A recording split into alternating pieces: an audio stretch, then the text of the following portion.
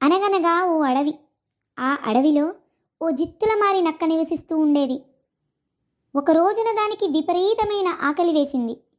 ఎంత వెతికినా ఆహారం దొరకలేదు.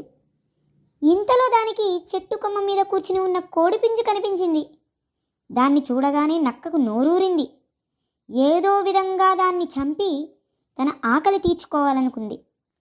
నెమ్మదిగా ఆ చెట్టు దగ్గరకు వచ్చి, మిత్రమా, నిన్న నాకు ఆకాశవాణి నుంచి ఓ వార్త వినిపించింది. అదేంటంటే, ఇక మీదట మన అడవిలో జంతువులన్నీ కలిసిమెలిసి స్నేహితుల్లాగా జీవించాలట. అందుకే వెంటనే కిందకు రా, మనిద్దరం కలిసి స్నేహగీతం పాడుకుందాం అంది. జిత్తులమారి నక్క ఎత్తులను కోడిపుంజు పసికట్టింది.